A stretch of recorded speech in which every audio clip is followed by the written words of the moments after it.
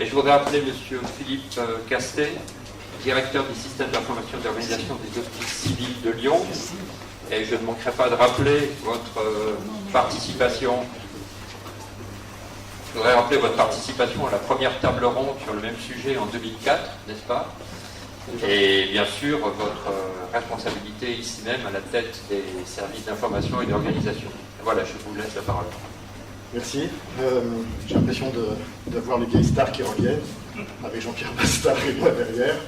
Alors, pour une fois, je ne vais pas être d'accord avec mon patron, enfin mon ancien patron. Et pourtant, fondamentalement, il a raison quand il dit qu'il faut un dossier patient, partagé, et je pense que dans la salle, tout le monde est forcément d'accord.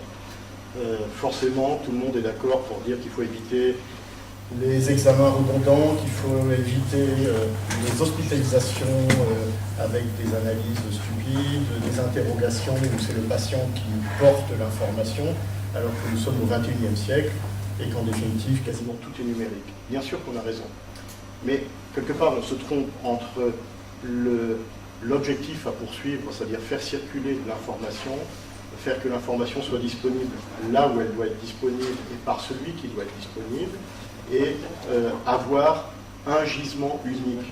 On se trompe entre l'objectif et l'outil.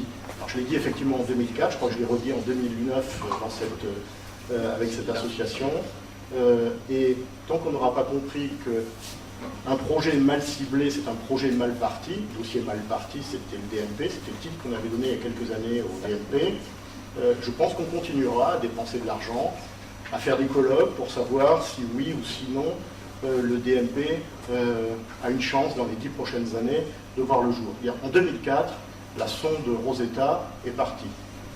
Vous savez que cette nuit, elle s'est posée sur la comète. Elle a fait 8 milliards de kilomètres à travers l'univers. Et le DMP, je vous défie de trouver un chiffre qui concerne les usages du DMP par les patients eux-mêmes. Un chiffre. Si quelqu'un a un chiffre, je viens lui offrir une bonne bouteille. Ce chiffre n'a jamais été publié. C'est donc pas le concept lui-même qu'il faut critiquer, c'est la façon dont il a été conduit, c'est l'outil qui a été porté depuis 2004 avec dogmatisme.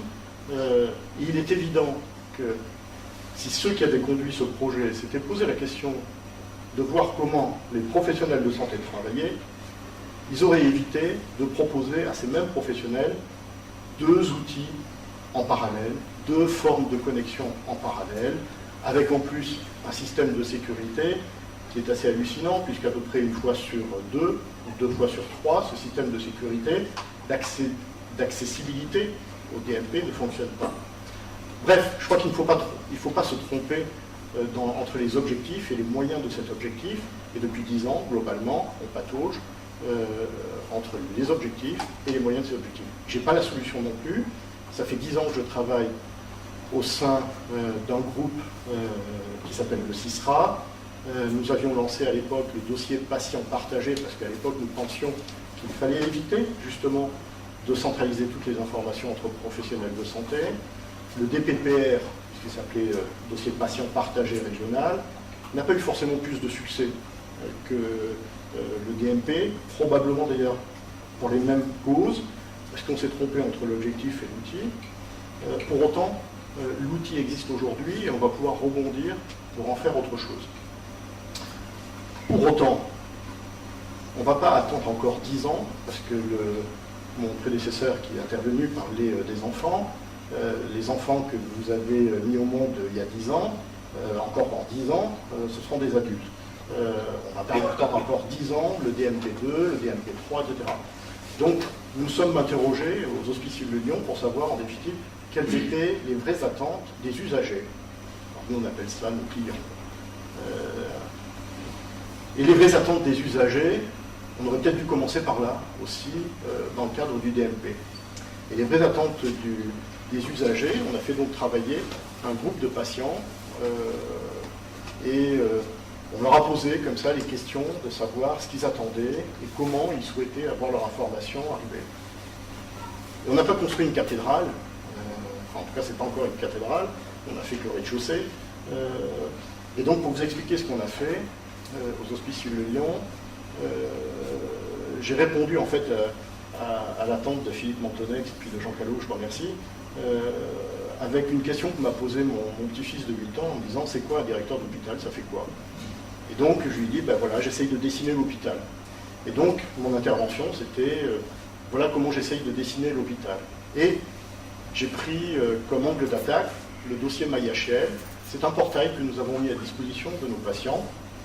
Et ce portail permet aux patients qui sont venus au moins une fois aux Hospices de Lyon d'être acteurs de leur dossier. Donc nous, une des premières choses qu'on regarde, c'est quel est l'usage. Moi, je me régale à faire un outil informatique du XXIe siècle, mais au-delà de l'outil du XXIe siècle, ce qui est intéressant, c'est de savoir s'il a un usage. Alors, il y a des échecs, mais il y a aussi des succès. Et donc, on a mis à travers ce portail un certain nombre de fonctionnalités qu'on continue à incrémenter. Et l'une des premières fonctionnalités, c'était que dans un cadre, dans un portail sécurisé, il fallait que le patient puisse rentrer, suivre des informations qui le concernaient, qui concernaient sa santé. C'est tout bête. Pour ceux qui ont plus de 60 ans, eh bien, peut-être suivre le taux de PSA, ça peut les intéresser, plutôt que de mettre ça sur Excel. Et puis, pour ceux qui sont plus petits, voir la taille, comment on grandit, comment on grossit, voir les résultats d'examen. Donc, on a commencé à mettre des grilles. Vous voyez, ça se présente à gauche, ce portail, ça se présente un peu comme les smartphones. Vous avez des petites vignettes à gauche. Et puis, en fonction des vignettes sur lesquelles vous appuyez, vous avez un écran qui vous permet de saisir ou de lire de l'information. Donc, le premier début de l'histoire, c'est que je voudrais que... Alors, je le fais pour les enfants, mais ça s'adresse aussi aux parents et aux adultes, que les adultes, que les patients des Hospices de Lyon puissent suivre, puissent mémoriser les résultats d'examen qui ont été faits à l'hôpital ou qui sont faits en ville. Je veux pouvoir les saisir, je veux pouvoir les lire et voir l'évolution de mes courbes.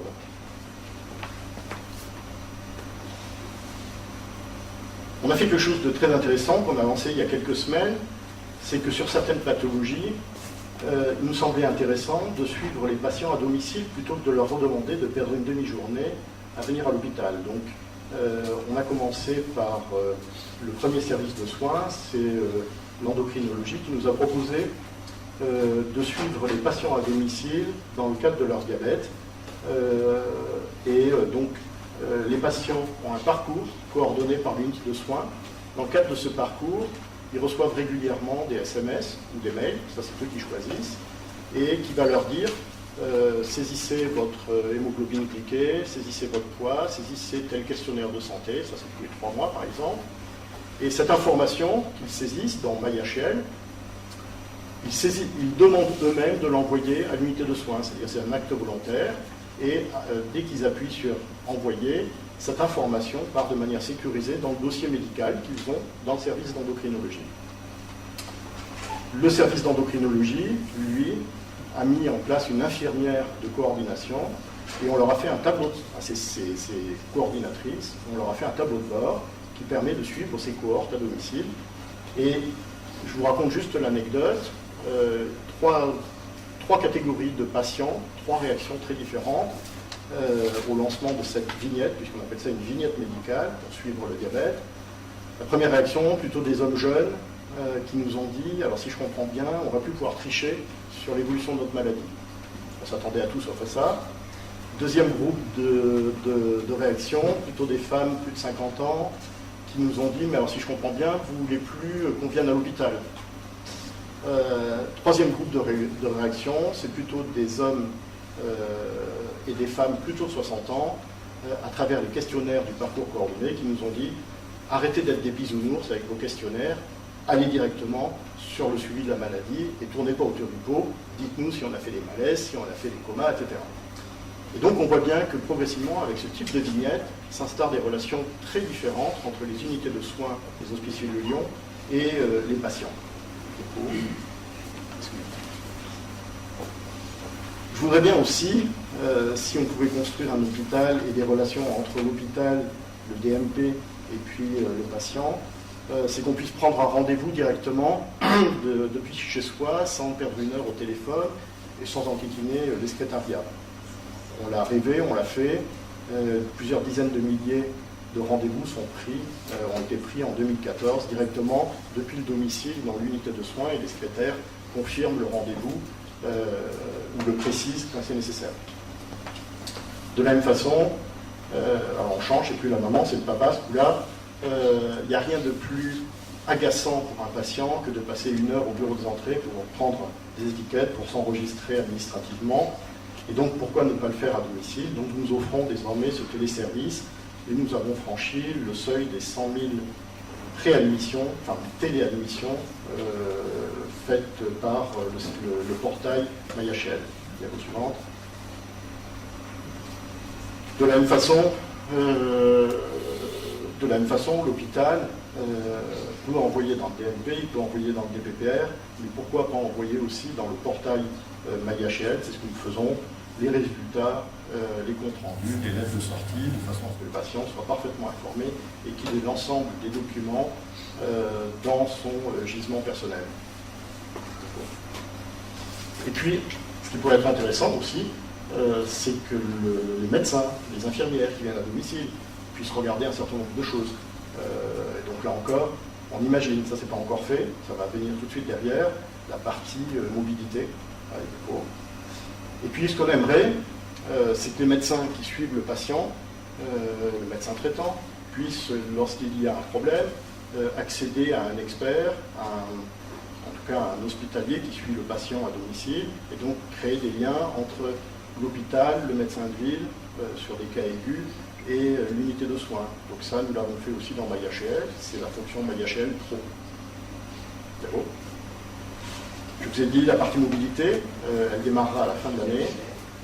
Nous voulons que les patients, lorsqu'ils viennent à l'hôpital par exemple, puissent avoir leur MyHL sur un smartphone, qu'ils puissent savoir par exemple quels sont les personnels qui vont le soigner ou quels sont les médicaments qu'ils vont prendre, les piqûres qu'il va recevoir dans la journée, etc. Donc là, nous avons un gros programme qui va être construit à partir de 2015. Oui, diapo suivante. Voilà, tout ça pour résumer. Nous avons aujourd'hui, alors le chiffre est faux, c'est 60 000 enfants et patients adultes qui disposent de ce contrat, puisque nous faisons signer un contrat entre les patients et les officines de Lyon pour améliorer la relation fil-hôpital.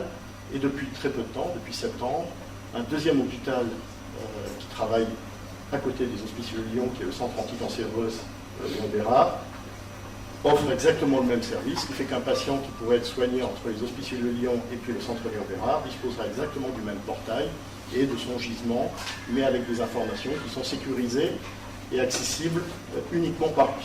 Je vous remercie.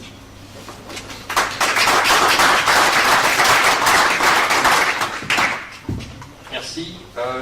Si vous voulez rester, si nous avons une question, on a volontiers une question, nous avons le temps. Question très simple. Le modèle économique qui est derrière, est-ce que tout ça c'est gratuit pour les patients? Alors, je vous rappelle, le DMP, c'est en coût direct, chambre Cour des comptes, 500 millions d'euros de dépenses. 500 millions d'euros supplémentaires en soins directs. Voilà. MyHL, c'est 60 000 patients connectés, 100 000 préadmissions déjà économisées. Une préadmission, c'est à peu près 5 minutes de temps de travail. C'est plus d'1 million d'euros de petites sommes encaissées sans agent des régies ou du bureau des entrées derrière.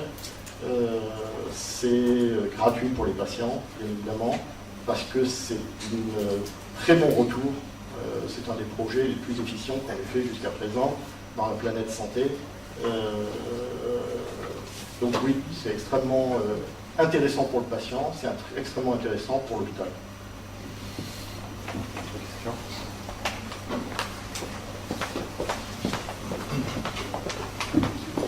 Bonjour.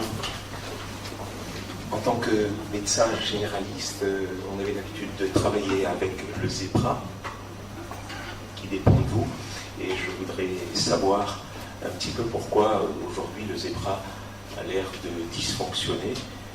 J'en veux pour preuve, en 2011, on a amorcé donc l'envoi des comptes rendus aux médecins, En 2012, j'ai reçu 70 comptes rendus sur ma messagerie. En 2013, 50. Et cette année, j'en suis qu'à 14. Or, je reçois désormais pratiquement tout mon courrier du CHU de Grenoble par papier, avec ce que ça présente de contraintes. Et je voudrais savoir, effectivement, est-ce que là, il n'y a quand même pas, vous n'avez pas rencontré des problèmes? Qu'est-ce qui explique, effectivement, cette déflation du ZEPRA?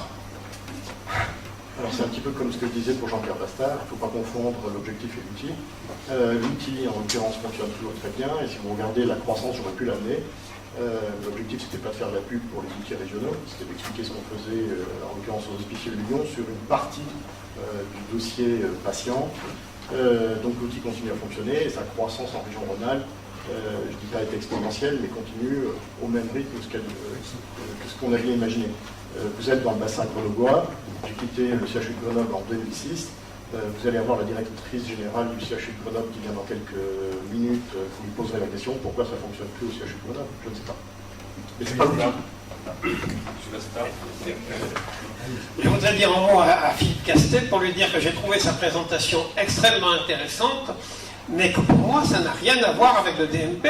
C'est un dossier de spécialité, c'est un dossier qui est très utile entre un patient et un hôpital, c'est le développement de la santé, mais le patient qui habite à Lyon et qui part en vacances à Nice, je ne vois pas comment il pourra utiliser ces éléments-là pour le médecin généraliste qui le verra à Nice. Je pense que les deux éléments sont nécessaires. Ça, c'est quelque chose d'extrêmement spécialisé. Vous avez parlé de pathologie particulière, où on renvoie de l'hôpital des informations vers le patient. C'est un plus. Mais avant que ceci soit développé au niveau total de la France, je pense qu'il coulera quand même beaucoup d'eau sous l'éponge. Est-ce que je peux répondre? Oui, bien sûr. Vous avez raison à moitié. C'est pas le DMP. J'ai jamais dit que c'était le DMP. J'ai dit c'est ce qu'on a fait pour les patients.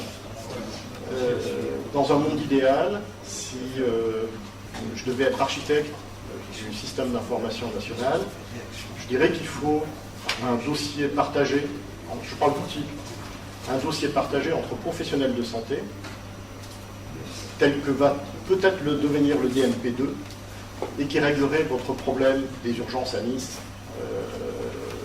si vous avez votre dossier ici.